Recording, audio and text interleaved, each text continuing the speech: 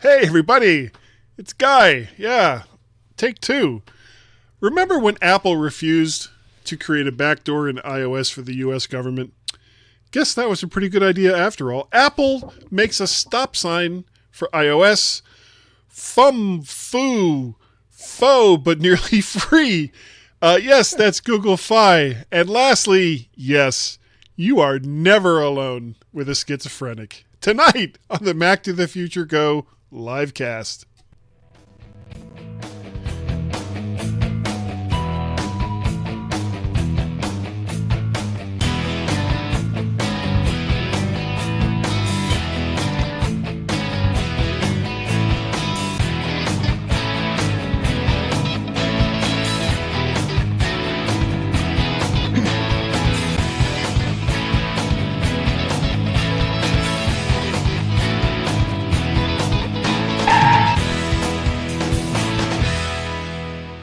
Hello, everybody. Yeah, boy, we're off to a grand start this evening, but we have lots of wonderful things to talk about.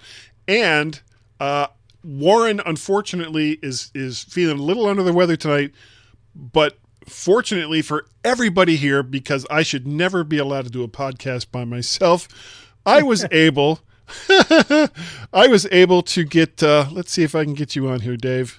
Yes, there he is. Mr. Dave Ginsburg, and here comes his lower third. Look at it's so professional looking. Isn't that amazing? It is amazing. Yeah. It's almost like I know what I'm doing. This close to knowing what I'm doing there, Dave. How you doing tonight? Yep. Doing great. Thanks for having me. And sure, thanks for being on. If Warren was here, we'd sometimes do it together. So we miss you, Warren. Well, I'm being nice. I'm never nice. I am just not a nice person. Let's see. We didn't have a show last week because, of course, Thanksgiving. I hope everybody, at least all the people watching this from the U.S., which is probably everybody that's ever going to see this, had a wonderful Thanksgiving. I had a wonderful time. I went to my brother's house, and I think I've mentioned here on the show that I've been going out to my brother's house a couple of times to work on getting his wife converted from a 2008 20-inch iMac to a 2017 21.5-inch iMac. And what made this even more fun was not only was the hard drive beginning to fail in a 2008 iMac, it was also beginning to fail in the backup drive that had all of her information on it. So as I was trying to do this swap, and remember, we're going from 10.4, 10.5, OS 10, 10.5, all the way over to OS 10.14. Plus, we had to set up a brand new Microsoft Office account because she uses Office, and she was using, I think it was Office for the Mac 2009, 2010, something like that. I mean, oh God, that version was horrible. It was Entourage, so old. Nightmares. It was so old. Almost as old as I am. So that should tell you something right there. But yeah, it was a royal pain in the neck. So, but we managed to get it done. And finally, when I went over to his house for Thanksgiving, along with my wife and my older son, Guy Jr. Oh, and something about Guy Jr. before we move on too. Still had problems with email. I ended up, for whatever reason, I had set it up as an IMAP account for her ISP, and somehow or another it swapped over to a POP account. And all of the stuff that I'd brought over from her old computer was, for the most part, gone. I could only recover it back to 2013.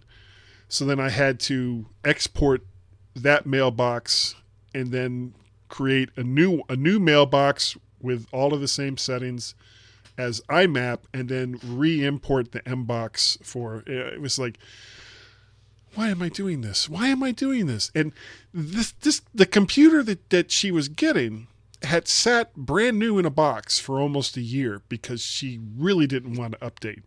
But various technical reasons was kind of forcing it. But when my brother brought the iMac out, he was like, okay, well, let's get this out of the box. And I looked, it was like, this is still sealed. And he was like, oh, yeah, I never took it out of the box.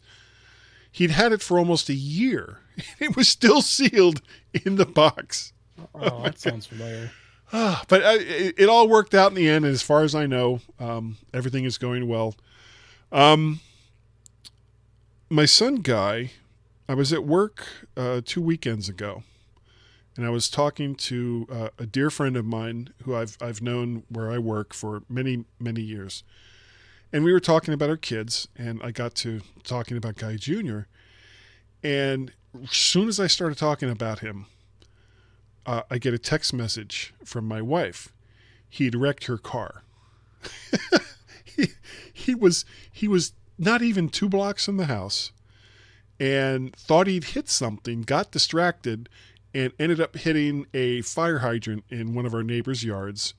And it just wrecked the whole front of the car. And the insurance company basically, it was like right on the cusp anyway. They just declared it a total loss. So my wife had to get a new car. And oh no. Yeah. But well, I mean, it kind of sucks because the car she was driving was paid for. So, now we've got to deal with not only payments for my somewhat new car, but now we have to deal with payments for her car too. And it just wasn't really expected. No, so that stinks. Yeah, well, I mean, and stuff happens, but I mean, sure. it was just such a weird story that he told about, hitting this fire hydrant. And, to me, it makes about as much sense as, I was driving down the street and a tree jumped in front of the car. That's there was plenty of those here. Those trees were jumping around anywhere during our winter storm. So. Oh, hey, Frank is there. Buy her a Mac Frank. Mini. Oh, he's talking about my sister-in-law. Well, there wasn't any need to because, I mean, they already had the iMac there. It was just a question of taking it out of the box as it sat there for almost a year. So what have you been up to since the last time I talked to you, Dave? Anything new and exciting other than failing microphone preamps? Yeah. A lot of those preamps we both of them worked with together. They both went out. Yeah. No, just keeping doing the podcast. In touch with iOS. I'm getting a lot of great guests on the show, and I've been real happy with that. And if anybody isn't going to notice, that's how the show is going to be going forward. On intouchwithios.com, I'll be just doing a lot of guests. You'll be on tomorrow night. Hopefully, tomorrow night we'll be doing. I got to write up our notes still, and then I'll be on the MyMac podcast now. I need notes, Dave. Oh, don't ask me to go off the cuff. You ask me to go off the cuff. This is what happens. Nearly 11 minutes of me talking about just crazy crap. No, I need structure. I need structure. Trust me, you've been on my show before, so I keep everything very structured. It's got to be, got to have the right concise information. So, no, other than that, I got gigabit Ethernet speed in my house now, so I'm pretty excited about that. And I'm still around 80, 90 megs. Yeah, I mean that gets you going. Yeah. But it's okay. It's pretty. I tell you, man, it's pretty impressive when it works. This is coming from a guy who once was like, "I've got a 56K modem. What? Wow! I'll never fill that 40 megabyte hard drive." Anyway, so no, it's everything. Life is good, and it's very cold here in Chicago, so got to warm up. All right. Well, then why don't we start talking about the stuff that we're actually here to talk about? Exactly. The first story is, let me bring that up. First story is from TechCrunch. And hackers hacked the NSA for hacking tools. Hack. That's what I have that right there. Leaked NSA tools for attacking Windows and Linux devices are still going about their business. Even though patches were created to prevent those exploits, the problem is there are still lots of unpatched computers and devices out there, and hackers are using them to create botnets for DDoS attacks, misrouting internet address requests to selected servers, distribution of malware and spam, cryptocurrency mining, and ransomware. Now, these two exploits are called external red to hijack Linux-based devices, and external blue to go after Windows-based computers. Now, if attackers manage to get their malware on the routers that these computers are connected to, some experts are saying that even patching them or reflashing their firmware may not be enough, and that potentially the entire router will probably have to be replaced. And I shouldn't be laughing, but it's like, guys, if there are patches out for something that's potentially this bad, patch your computer. Stop thinking that Windows 7 is all that. Move on. Move on, for God's sake. No, you patch your machines. I just don't. I understand, especially on the Windows side. I mean, they just don't want to. They don't want to have Windows Update running automatically. That's what I do on any Windows machines I have. And same thing with Mac. Get your auto updates. Just get your software being pushed and updated.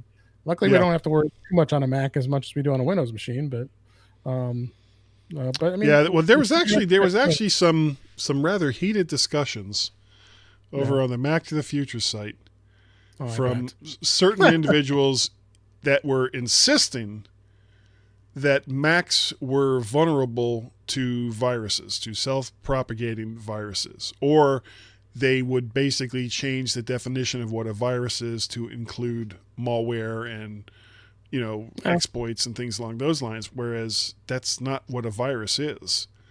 And to my knowledge, there still has not been a successful self-propagating virus in the Mac OS since OS X was originally released. I don't recall anything there's been stuff in the wild, but nothing crazy.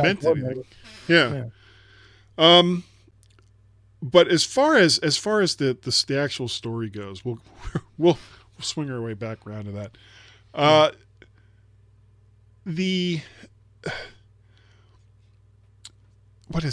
God, I'm losing my mind. I just think back to when the tragedy occurred in San Bernardino.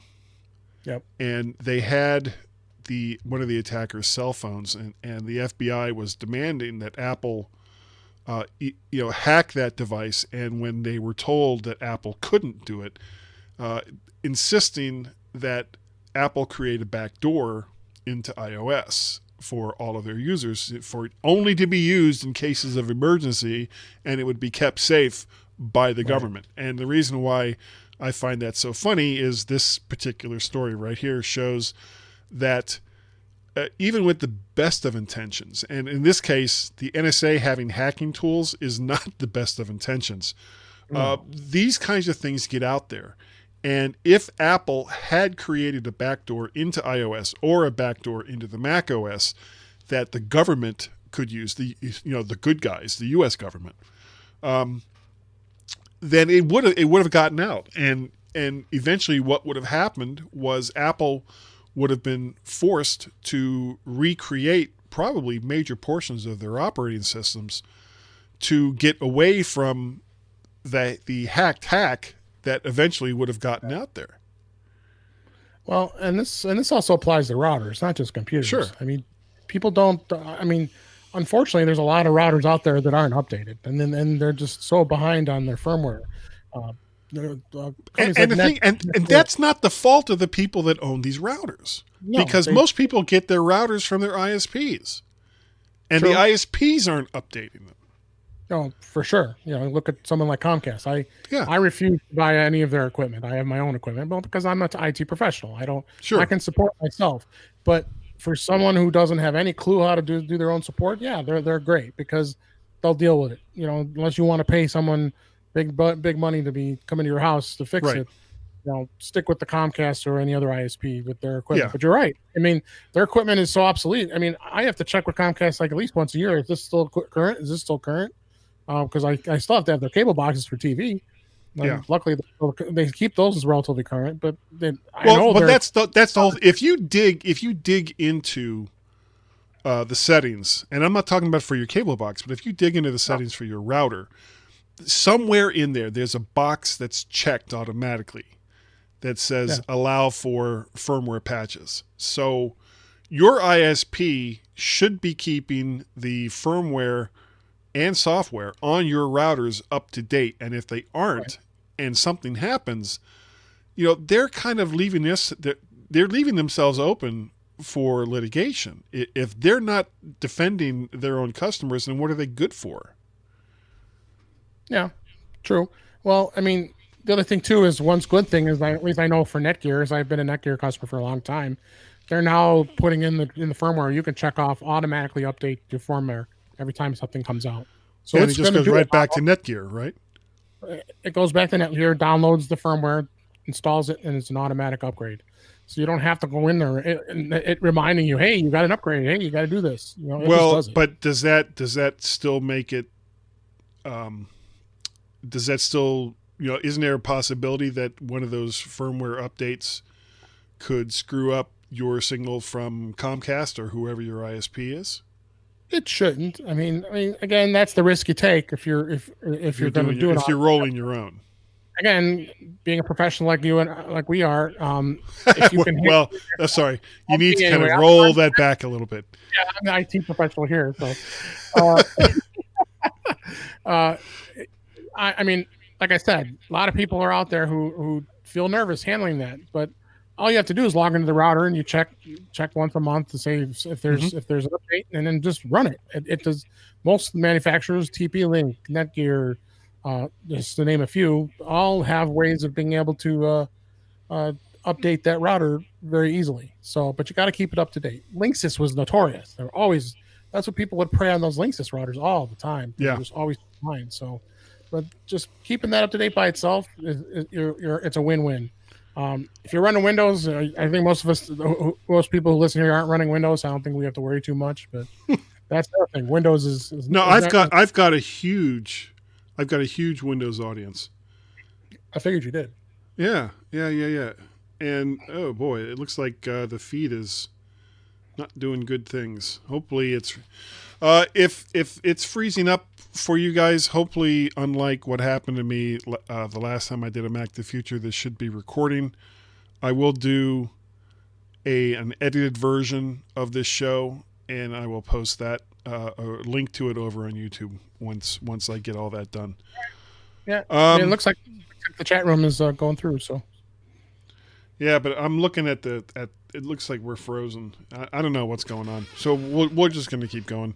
I can't worry about because I was having problems with Facebook before we were starting. Yeah. Frank confirmed it. We look good, sound perfect. Okay, excellent.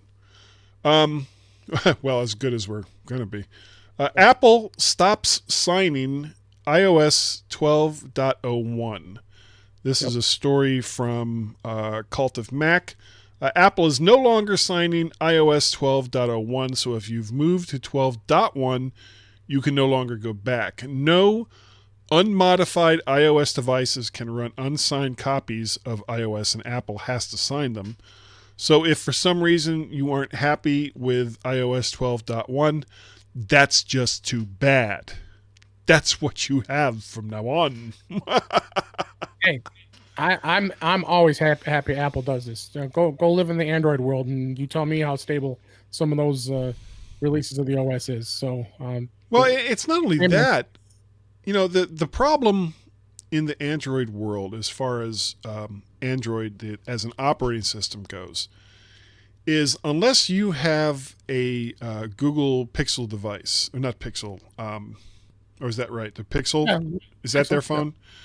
Yeah.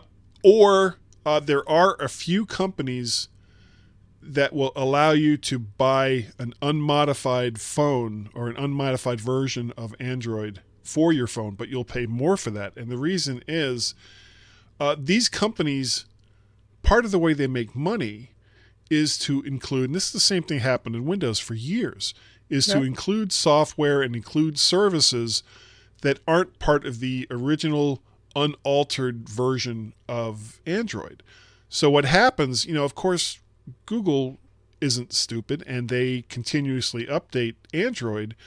But if some of these bits and pieces that these other companies put in aren't compatible with an upgraded version of Android, well, you just won't get that version of Android.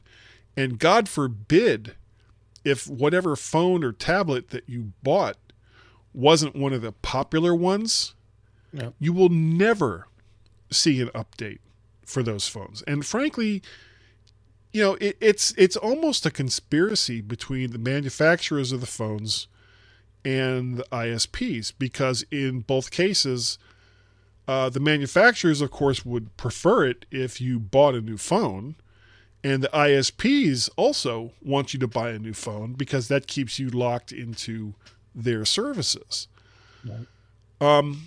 In Apple's case, the only thing that prevents you from jumping from one network to another, if you own your phone and it's unlocked, is if it's going from a GSM network to a CDMA network. Other than that, if you've got a phone from AT&T, you can jump to Verizon, you can jump to T-Mobile. If you have it on Sprint, you can jump to Sprint. I think that's the only company that still uses CDMA here in the States, isn't it? Or is there some smaller ones? It is. No, Verizon and Sprint are still CDMA, but they do use SIMs. So you still could use, I mean, that's the thing. When people were buying iPhones from Verizon, there was a dual network. So if you had the Verizon iPhone, and you could go and use AT&T or T-Mobile. Vice versa. I mean, as long as the phone is relatively new, I think it's pretty much unlocked to any carrier at this point. I mean, back in the days, it used to be restricted to, like you said, CDMA with Sprint and Verizon, right. GSM with T-Mobile and AT&T. So, overseas, pretty much everybody uses GSM. It's all GSM overseas. Yeah. So, and once we talk about Google Fi, that's going to be a whole other thing. So, yeah. Okay. So if you've jumped ahead to iOS 12.1, that's where you're going to remain until the next version of it comes out. Stay with it. That's not a bad thing. No. That is not necessarily a bad thing. Nope, All right. We're going to do a little ad here. When we come back, we have two other stories. One is that I talk very badly about an analyst, which is probably no surprise to anybody, because that seems to be what I do. That seems to be my reason for being sometimes. God, I hate these analysts, and I really, really do. Anyway, everybody hold on for a little bit, and we'll be right back.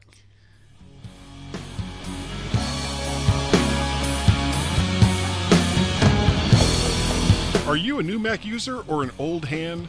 Wish you could know the ins and outs, keyboard shortcuts, or hidden tips and tricks to make you more efficient using your favorite computer?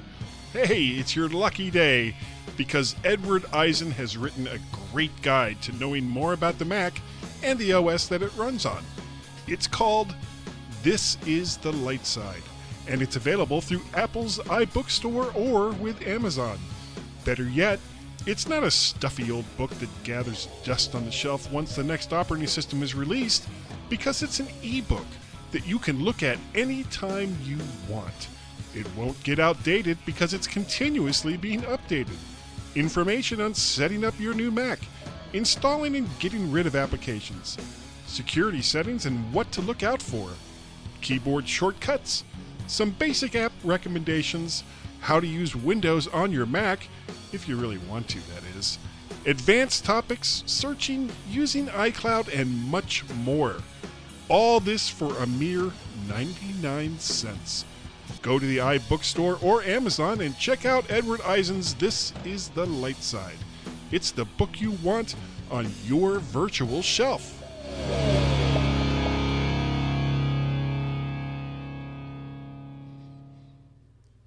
And are we back? Yes, we are. We're back. Hooray! We're back. Yay. And I need to get rid of that. There you go. It's gone now. Before we talk about this, this next part, I should probably say, you know what? it would probably just make it worse if I keep going. So I'm going to stop. Yeah. I'm still going to talk about it. Let's talk about it. Tread lightly. We'll see how things go. All right. There's an analyst by the name of, actually, before we begin, there was a message here, and now I don't see it, talking about someone was asking whether or not their router does auto updates, and she wasn't sure. That was Leslie, I think. Yep. And I'm not seeing their. Says I have a router and a modem through Optimum Cablevision. Curious if they update them for you. Yes, they do. Yep, so that's good. Be. Yeah, they should be. And if they don't, well, find Call out them. and make sure Talk that they to them. do. All right. So there's this analyst, Daniel Ives. And based on the story that I've got listed here, he's either a schizophrenic or an idiot. Now, schizophrenia is a mental disorder characterized by abnormal behavior and a decreased ability to understand reality, which, of course, that describes nearly all analysts. Common symptoms include false beliefs, unclear or confused thinking, hearing voices that others do not, reduced social engagement and emotional expression, and a lack of motivation. Now that's just look at the title of the story. Yeah. Okay. So Daniel, you got to pick one or the other. Of course. Now this brings us to analyst Daniel Ives. Before the release of the 2018 iPhones, he was proclaiming 2018 to be the year of the iPhone supercycle, and ramps up, Apple's stock like crazy. Now, however, he's lowered his price target on Apple following, according to Daniel, the horror show of last month. Now, the horror show that he's referring to is the unconfirmed reports that Apple isn't selling as many phones as they were before, that sales of the iPhone XR have been abysmal, and that they've cut back production on them to make more iPhone Xs, which in itself makes absolutely no sense at all. But these are the things that these analysts are all saying. Now, of course, at the same time, Apple stock has gone from a high of well over $200. Now it's back down to $175 again. And the thing to remember about analysts and companies that buy and sell stock, they make money whether the stocks go up or down. And it's to their advantage to have more volume sales. Well, how do you get more volume sales? You get people to either want to buy a stock or want to sell a stock.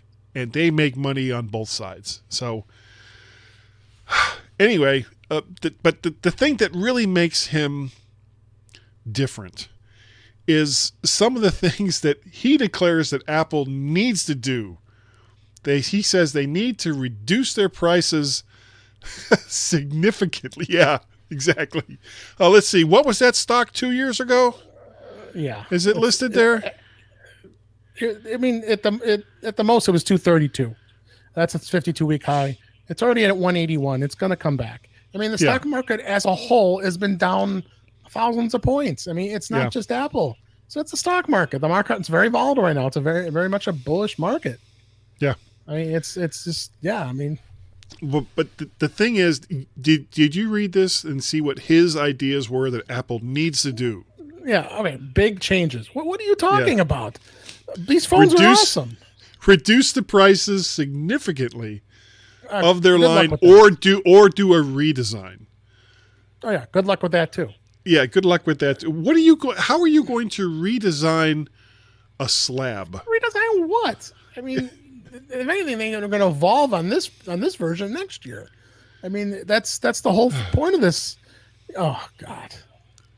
Well, he also says that Apple needs to increase the amount of paid services without actually saying how or what services. Okay. Now, Apple's services, and it's mostly tied into iOS, is the fastest growing segment of Apple's business. I mean, as it is, Yeah, you know, it is. iPhones are the number one thing for Apple that Apple is Oh, no selling, that question. Apple is making money. It's not even close. No Number question. It's like two is 60% not of the its business. Mac. It's services. Right. It's iCloud services, iTunes, uh, iTunes. Yep. all the things that are related to iCloud that they charge for. This, the storage amounts that they give you, which is pretty paltry. But if you want more, you can buy into it, and all the rest of that. And the reason why so many people buy into those services, because you don't have to. You don't have to go to Apple to get Right. cloud storage. There's lots of companies that would be delighted to sell or give you more cloud storage, but it won't necessarily tie in to all the things that you have on your phone. It won't necessarily tie into your contacts, or it won't tie into your photographs. It won't tie into your content. Whereas that's kind of what Apple's services does. It makes it relative. I'm saying this and trying not to laugh and trying not to, sound like a total Apple fanboy. But Apple's services ties into the stuff that you can do on your phone reasonably well. Right. But the important part of that isn't so much how well those services tie in, is that you can be pretty assured of not having your data being sold off to someone else, so that the company that is giving you this storage for free, they got to make their money somewhere. That's how they make their money. They take the stuff that you're giving them and they resell it to somebody else. That's the nature of the business. Now, as far as what Ives is saying here, I could actually see, that there's, if we were going to talk about this, one of the things that he was saying was how poorly Apple, that sales were down in Japan and China, relatively insignificant in India, and somewhat down in the United States. Of course, nobody really knows because the numbers haven't been released yet. For certain markets, it would certainly make sense for Apple to not so much reduce the price of the phones they already make, but to make a less expensive iPhone that has less expensive parts, but will still do all of the things, or most of the things, that iPhones are known for. Because you're not going to sell a lot of phones in India when the phones begin at $800 to $1,000. That's not going to happen. It's just not that kind of market. I mean, China is just barely becoming that type of market as the middle class grows in that country. Japan has been there for decades, and the iPhone is one of the most popular phones out there. Yep. It's not a question of whether or not iPhones are good for a market or will work in a market. It's whether or not that market can afford to buy them. Yeah. No, I mean, it's just the way the market's going right now. I mean, I think this is just a crazy article, honestly. just crazy. All right, we are going to move on to our last story, and I'm going to let you kind of take this one because I had never actually even heard of this before you brought it up to me tonight. Well, if anybody isn't familiar with what was called Project Fi, Project Fi was a cellular service that Google had just started up more or less in beta, but they were testing it out. But the only unfortunate part about it is the fact that it was only allowed in certain Android phones, most notably Pixels, which was Google's product, and there was a few other Android phones that worked with as well. Probably flagship phones and stuff like that. Yeah, flagship phones. I mean, it started with the Pixel 2, Pixel 3, and even the Nexus series, all the Google phones, which are pure Google Android, which always can be updated. So the cool thing about this Google Fi was they're piggybacking on 3 different carriers, Sprint, T-Mobile, and US Cellular. So what happens is when you hold on a sec. Well, how does that? Do they like buy blocks of bandwidth Yeah, and then resell that to their customers? They're called an MVNO. I think I may have that acronym wrong. They're a service that buys bandwidth and services from these carriers. So they're kind of like a partner, or they kind of piggyback onto all these carriers. But the cool thing about the Google Fi is because you have things like Boost Mobile. You've heard of those types of services. Cricket. Those are all those MVNO third-party services who pay to be on specific networks. Well, what Google Fi does is it piggybacks onto 3 different networks, and what's great about it is the phone can sense what the best signal is. So if you're in a Sprint area, it'll go on Sprint's network. If you're in an area where T-Mobile might be better, it'll be on T-Mobile's area. If you're in an area that's serviced by US Cellular, then it'll go on that network. If it sees that the Wi-Fi, if you're at home and you're using Wi-Fi, you have the Wi-Fi point for connecting to cellular, it'll use that. So this is what's great about this service is it automatically senses that signal and what the best signal is. I've used it for a little while. The Pixel 2 has what's called an eSIM. So when you first activate the phone with the Google Fi, it'll activate it electronically over the air. You just go onto in their chat room, talk to them, and say, "Hey, I want to activate my phone," and boom, bada boom, it's there. But the Pixel has a dual SIM, and the iPhone was supposed to do that. At some point, they're going to have an eSIM chip as well as a regular SIM that goes into the slot. Anyway. Well, how is it supported now then? Now with the iPhone, it's going to be a SIM. So you have to order a SIM, and they'll send it to you for free. And what this article was talking about today was, which is a game changer as far as I'm concerned. If they don't get a lot more subscribers on their service using an iPhone, I can't understand how they wouldn't. So they've announced today actually is what they're expanding the smartphone plan, which is including iPhones. So you go to you click the link that's in the article. There's an actual app that you can download on the iPhone and install it. It'll ask, do you have a SIM or not? Do you not have a SIM? You just activate it right from the app. If you don't have the SIM, it'll send you to the website to order the SIM. They'll send it to you in a couple of days. Go into it, and away you go. The pricing is awesome on this too. It's $20 a month for unlimited talk and text, along with $10 for each gigabyte of data that you use, up to 6 gigabytes. So it'll go up to an extra $60. After that, the data is free, and if you use up to 15 gigs of data, the speeds will be slowed down. But for someone like some people who may not use a lot of data, I mean, this is a very ideal plan. And being able to do that with an iPhone. You're probably looking at $30 to $40 a month for a single phone. And if you hardly use any data, I mean, it's going to cost you next to nothing. I mean, $20 is the most you'll pay, or 20 with tax and everything, probably $25. It does say that now while iMessages are fine sending text to non-iPhones requires some configuring. No surprise there because of iMessage and Android, that whole deal. But there's always problems with that. But it does have a good compatibility. It will work with all these phones, so you won't have any problems using this new service, which is in addition to all the other carriers that are out there. My iPhone XS Max, I could easily use that because it's an unlocked phone. If I decide I want to have 2 services, I want to swap between SIM chips, I can do that. What about privacy concerns? None that I'm aware of. There's really hadn't been any real big privacy concerns. The nice thing about the Google Fi service too is you can turn it off and put it on delay for a while if you decide you don't want to use it for a period of time. You can do that. Unlike some of the other carriers where if you shut off, it's a whole thing. Yeah, you have to reinitialize and. Yeah. So, well, I'm just wondering how are they making their money on this?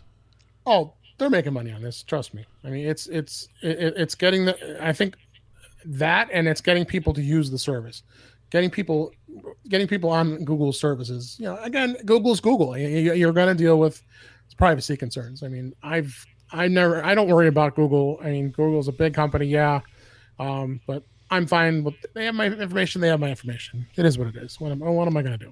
I mean, Well, how much could they learn about me that I don't already just put out there three times a week? Yeah. So, I'm not worried about it. But I mean, if anybody's looking to go to a different carrier, I mean, I think this is a great deal. This is as a game changer for the iPhone.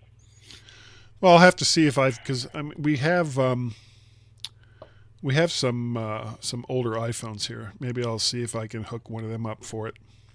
Yep. That'd be interesting. Okay. I think that's all the stories that we basically have this week. Yeah, we do.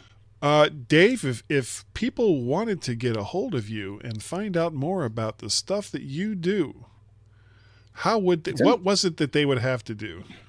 Well, you can see it in the lower third right there, but well, you could have back if you put the right one up again. But it disappears on its own. It's lower thirds. My podcast, In Touch with iOS, at intouchwithios.com. Doing a lot of great shows. Again, he keeps switching it. Guy will be on the show No, I'm tomorrow. not switching it. Look, no hands. Derek, and it just disappeared. That. Okay. It's on for 5 seconds, and then poof, it's gone. And my guest for this week will be Guy Searle. And next week, assuming nothing goes horribly wrong. Yeah, that's true. And next week, I got some other surprises up my sleeve. I'm making some new friends, and you can take a listen to the podcast. A lot of great past episodes. I was just on Mike Potter last week. We had a great time talking, and I also if you want to find me on Twitter, I'm at DaveG65. I was going to mention everything. It was too late now, but unfortunately, people missed it. The Mac stock discount that was on for Black Cyber Monday. I was gonna bring that up. Well, I mean, regardless whether or not you get the discount, there is a ton of content out there that was filmed for MacStock 2018, right. including the My Mac game show quiz, where what's his CEO Tim. not Tim. Larry O'Connor. Larry O'Connor, right? Almost rolled his bot off the stage. I was on the floor sitting in the audience watching. The part of that was so funny wasn't so much that almost happened. It was everybody in the audience going, "Stop! Stop! No, don't do it! No!" I think actually, who was it? Somebody actually ran up and grabbed the neck of the device. Oh, that was so great. And it's way too early to talk about it, but MacStock 2019 will be coming up in July of next year. Yeah, I'll talk about it. And there was a significantly larger number of people this year than there were last year. So this is an event that is growing. It's an event that it brings back the camaraderie that a lot of people were missing after the MacStock conference and the Macworld the Macworld conference and expo died back in 2014. A lot of that is here, and it's the nice thing about it is instead of sitting in an audience where you're 25 to 500 feet away from whatever's going on and you're having to watch it on a great big screen, it's very small, it's very intimate. You can approach anyone that's giving talks, get more information, there's deeper dives, all of this great stuff all happening at the MacStock Conference and Expo. Yep. Check it out, MacStockConferenceandExpo.com for dates and more information as that's going on. If you would like to get a hold of me, let me see if this will work. Boom! See, it's going to disappear from me too. I've got the Mac to the Future live cast, which of course is this. Guy's Daily Drive, the mymac.com podcast. Oh, you know what? I just realized I had that right there. And you didn't talk about Off the Charts horse racing. Oh, yeah, I got to mention that. Off the Charts horseracing.com is my other podcast I'm doing with my good buddy Steve Duckhorn, and we're having a lot of fun. He's still at a 44% return on investment with all his first and second best picks, so got to give him that. Yeah, so check that out. And again, I will be on the In Touch with iOS podcast that Dave is recording tomorrow night. Besides that, of course, if you'd like to... So, I have to change this email because actually this site is going to go away. The Mac to the Future Go site, mttfgo.com site, is going to go away because nobody was going to it anyway. There'll be more information on what's going to replace it coming up soon. But you can reach me, guy at mymac.com, probably, Also, Mac Parrot over on the. I have so many problems with the guy at mymac.com email address. It doesn't always work, but when it does, it's wonderful. And of course, Mac Parrot over there on Twitter's. And I do the My Mac podcast almost every week. I'll be on it. With Gazmaz, but he won't be on this week, but Dave will be on. So I'll be talking with Dave again tomorrow night and then probably on Saturday. So by the time Sunday comes around, Dave will be like, "Oh, Guy again." I'm out of Guy. Oh my god. Guys, I gotta talk to him again. Oh my god. And of course, Guy's Daily Drive that I haven't done much of lately because it gets dark at night, and I can't record in my car when it's dark. How awful is that? So, I think that is going to do it this evening. You hopefully all, since we're still up and running, you'll be able to hear the new closing credits song, because the song I was using before was apparently copyright, and I felt so. I kept sending letters going, "No, it's from Adobe Premiere and it's fine. I don't have to do any of this. You leave me alone." It turns out, oh, you did own that song. I'm sorry. I want to get a copy of it so I can listen to it now. What, the old song or the new song? Yeah, the old song. Okay. Yeah. Bum bum bum bum bum bum. I love that song, but I can't use it anymore. So I have a new closing song, and here it is right now. Bye.